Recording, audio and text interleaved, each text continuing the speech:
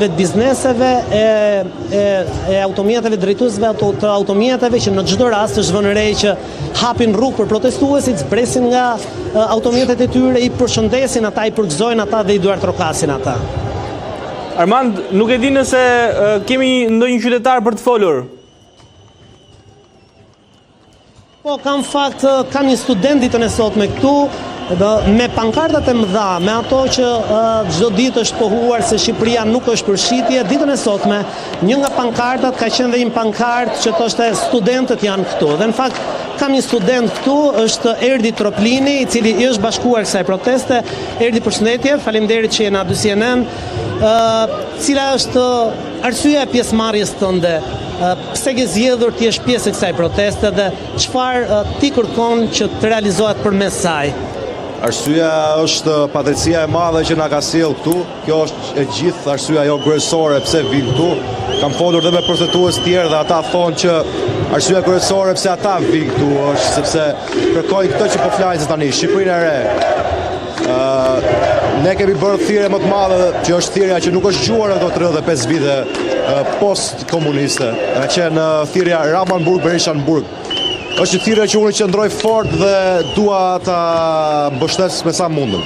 Dhe kam marrur edhe këtu dhe thras fort dhe bërtas, njësoj si bërtasi dhe qytetarë tjerë, studentë tjerë, moshave ndryshme, gjeneratave ndryshme, duke thënë një shprehje, një zëri, Ramanburg, Berishanburg dhe Shqipëria e re.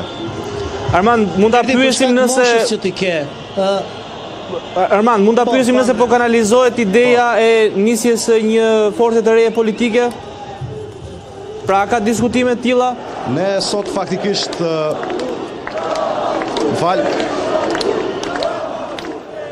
Ne sot faktikisht kemi ardhur në një ditë shumë të rëndësishme për Shqipërinë tonë, për kombin tonë, në ditën e lidhjes së shqiptarët për Zrenit, që faktikisht duhet ishte, mendoj unë, sipas mendimit tim, duhet ishte një ditë feste kombëtare sot, duke qenë se është një ditë e rëndësishme për kombin tonë dhe ne sot kemi ardhur me atë qëllimin e mirë për të krijuar beslidhjen e Tiranës 2026.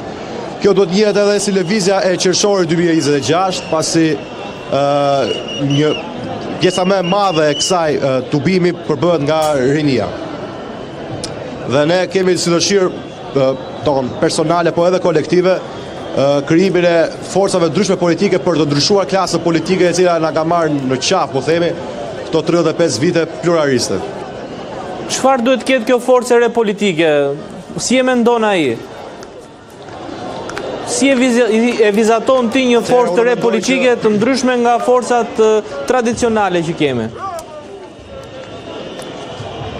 Atëherë, unë mendoj që do të bëhet zëvendësimi i komplet klasës politike. Pra do të kemi nga ky shesh të dalin parti edhe të majta apo edhe të djatha.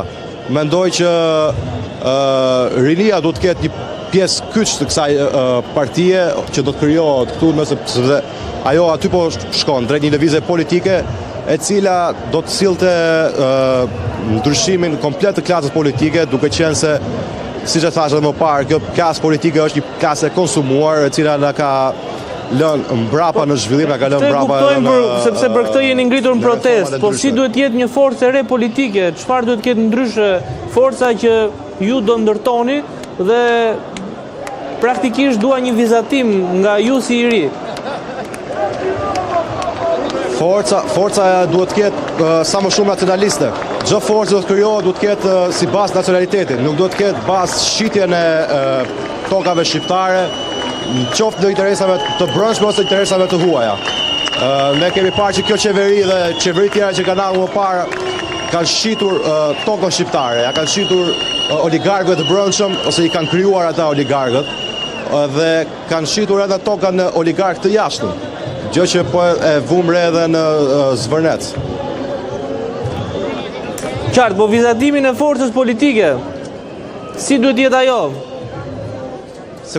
Jeni duke biseduar me kolegë tuaj, me aktivistët tjerë për të shkuar drejt saj?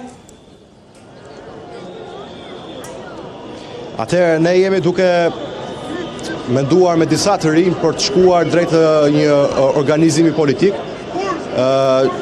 do t'ishte e udhës që të kishim edhe ndihmën e intelektualëve shqiptar të ndryshëm, pasi edhe rinia nuk është se ka atë eksperiencën e duhur, do ta pranojmë dhe këtë. Por iniciativa unë kam dëgjuar dhe kam folur me shumë të rinj dhe me shumë protestues tjerë dhe aktivistë dhe më kanë thënë që duhet të organizohet një parti e re, duhet të organizohet disa parti të reja faktikisht, dhe unë atë mendoj që nga ky shesh do dali klasa e re politike. Gjithçka po vjen drejt formalizimit. Armand, falenderoj edhe protestuesit për gjithë mesazhet që ndavin në A2 CNN. Ndërkohë në një lidhje të drejtë për drejtë do kemi edhe kolegen Fiorella Beleshi, nuk e di nëse është gati, regjia.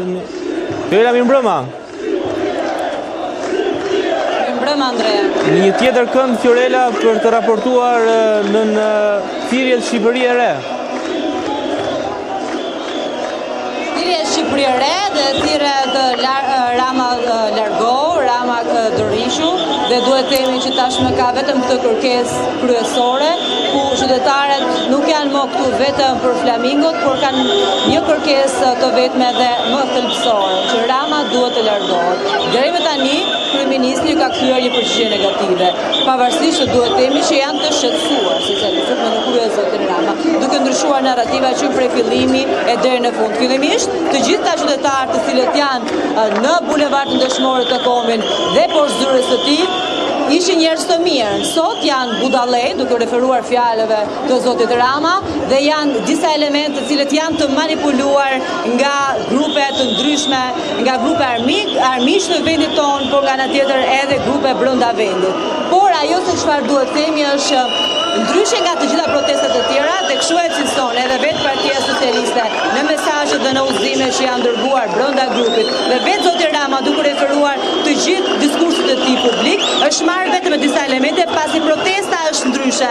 Nuk kërkojnë më vetëm anullimin e një projekti apo anullimin e një ligji apo shfuqizimin e një ligji, por kërkon largimin e zotit Rama, se po të ishte vetëm një kërkesë për një ligj apo për sa i përket qeverisjes, duke u parë apo duke marrë shkas nga protestat e tjera vite më parë, duke referuar traditës ku ka pasur pas protestave të studentëve ka pasur shkarkime të ministrave. Por kësaj radhe nuk kërkojnë më shkarkim ministrash, kërkojnë shkarkimin dhe largimin e kryeministrit.